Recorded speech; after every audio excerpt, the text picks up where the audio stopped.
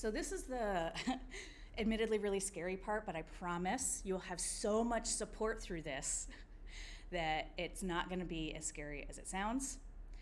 This is all of like the grant requirement stuff. However, all that support you're getting does come through a commitment fee. So Flatley Reed will work with everybody on your scope of work development, your environmental testing, your project or your environmental checklist, and if you need asbestos, lead, and radon testing as applicable, that base fee is also included in the commitment fee. The only thing that's not really included from an environmental standpoint is sample fees, so because we can't tell right now how many samples projects are going to have. If it's a renovation project, we do, because it's going to need some of those environmental testing, some of that environmental testing, it's a $3,700 commitment fee, and non-renovation projects, so if you're just doing equipment and machinery and equipment, it's $2,750. At the end, once your project is complete, you'll get 50% of that back, or 75% if you do if you're a business that does the 4 hours of training. But you'll get a reimbursement back based on your level of match required. If your project doesn't move through to completion, that commitment fee is forfeited because it is paying for those services, and those services are going to happen.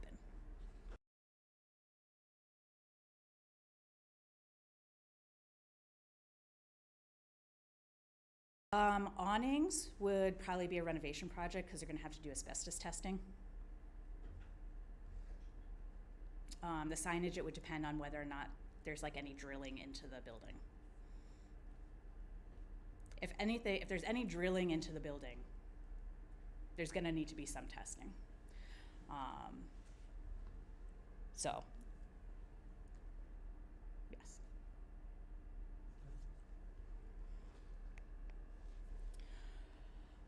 So part of what that service is that Flatley Reed is going to work with you very closely to get your scope of work developed, and that's going to mean they're going to do a site visit, they're going to conduct an inspection of the building.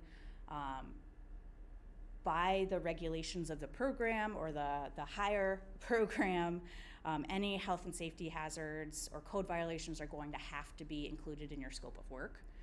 So that's something to think about as you're developing your application. The project must result in a finished commercial or residential space and be ready for occupancy. And both the building owner and the program must agree to a scope of work. So basically what they'll do is they'll work through this whole process with you, make sure that you have everything included that you need to have included, and then both sides will kind of agree on a scope of work, a final scope of work. Then there's going to be the environmental compliance side. There's what we call an environmental checklist. Again, Flatley Reed is pretty much going to do this for you. They'll need some information from you, but you won't have to be trying to submit to SHPO. So a lot of this work is going to be done on the back end and with Flatley Reed, and they're going to use your scope of work and gather whatever additional information is needed and to complete this environmental checklist. SHPO is a component of this, so the project does need to be submitted to the State Historic Preservation Office. If they do have comments, those would need to be incorporated into your scope of work. They have a lot of opinions about doors and windows and things on the outside of buildings. So again, taking that into mind when you're thinking about your project, exterior components are going to be the most heavily considered by SHPO. The site contamination assessment, that's something Flatley Reed does. It's more or less a desktop review and a quick site visit. The only time if you're like on a brownfield, that might pick something up, and you would need to address any of those kinds of hazards. But what we're talking about there is like chemicals and radioactive materials and things of that nature. And then, of course, we'll review your compliance with local zoning and design guidelines. So all of that will get put together and submitted. Once we have that approval, There will also need to be some asbestos testing for any renovation projects, just because that is required by state law. That's not even this program, it's a state law thing. Renovation projects should be testing for asbestos anyways on any surfaces that are gonna be disrupted, thank you. So these are just the basic, I don't know, well, I wouldn't call them basic. I don't know what half this stuff means, but that's what Flatley Reed is for.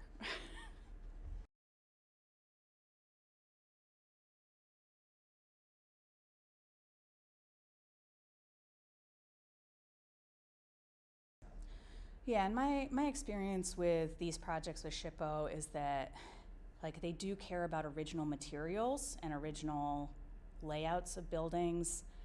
If something's already been changed or renovated, they're less concerned about that. But if you're saying, I want to wall off this window, they're gonna ask you to encase the window opening. Or if you have original plaster walls, they might say oh, just go over that with sheetrock, don't take it down. So those are the kinds of things that I've gotten or that I've seen from them.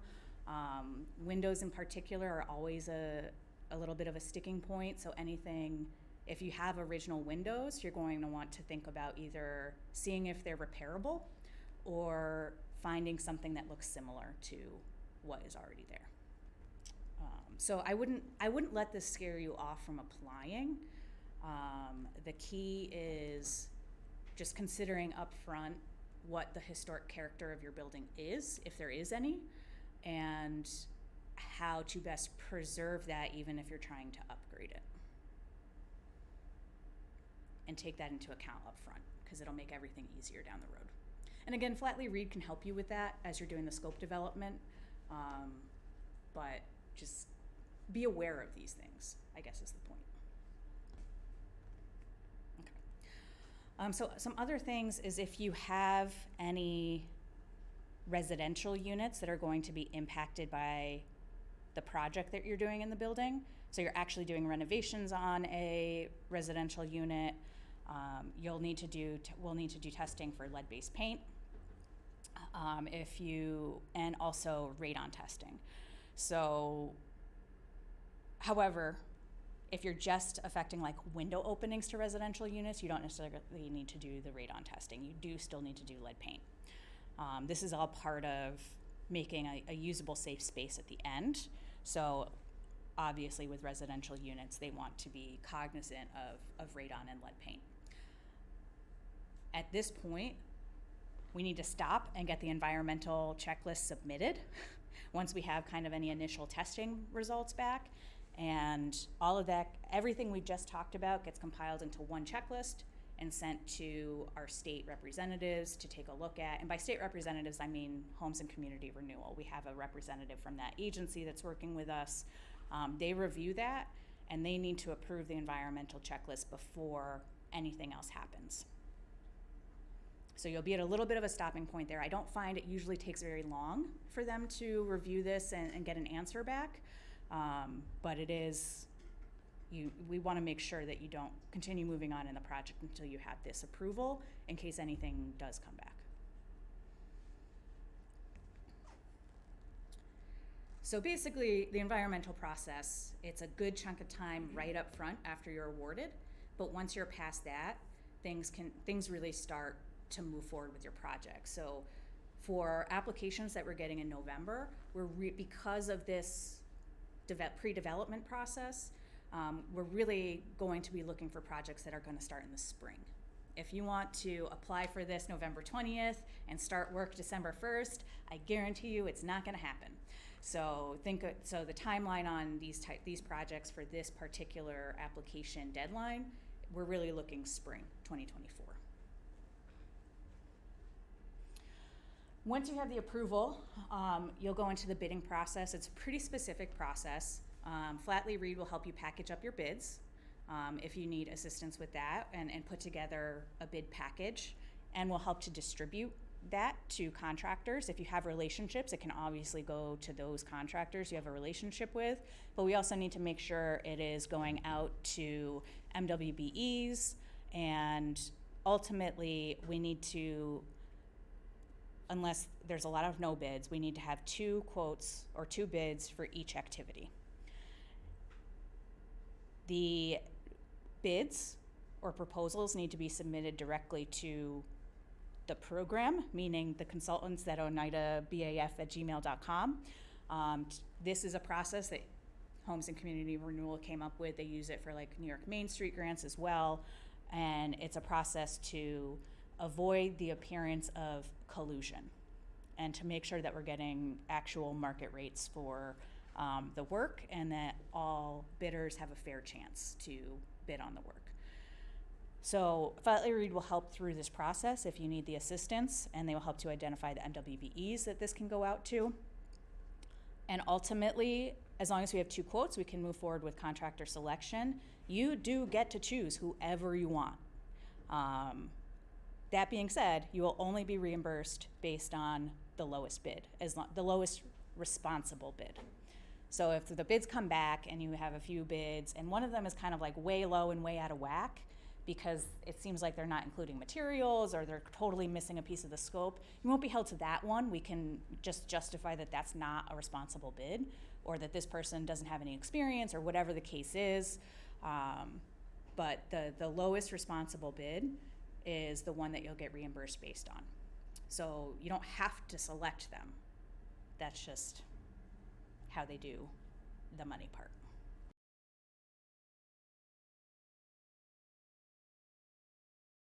Each part of your project. So if you're going out to bid for painting and masonry and plumbing, we'll want 2 quotes for each of those pieces.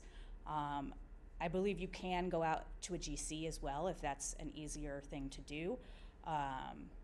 But we just want to make sure that that is all written out specifically and that everybody is quoting on the same thing. What would probably be hard is to say like, okay, I got this GC quote, but then I also got these other quotes for the individual components.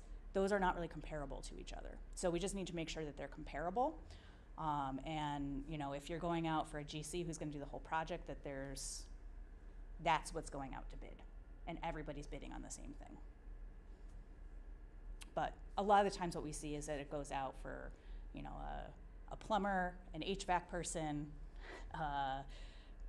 trim and finishes person. You know, we often see that those go out separately. The key is just making sure it's all consistent.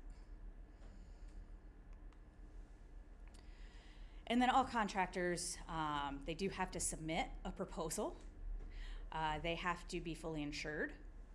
And if your building was built prior to 1978, they have to be certified for lead renovators to make sure that the lead is being handled and abated properly. This, I believe, is a federal law, actually. So, but the key here is that collaboration is helpful, and if we all work together, this process goes really smoothly. So please do utilize us, utilize Flatley Reed in this process. If you're not used to doing this type of building renovation work and bidding, it really smooths everything out, and it takes a lot of the stress off of you because you have that support around you. And you may even find contractors that you're not normally familiar with. You might find new opportunities. So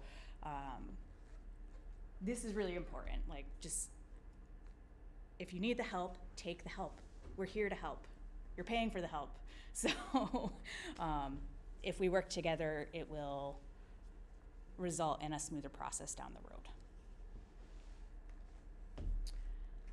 So that's the pre-development. You've got your environmental, you've got your bidding, and then we get into the different agreements.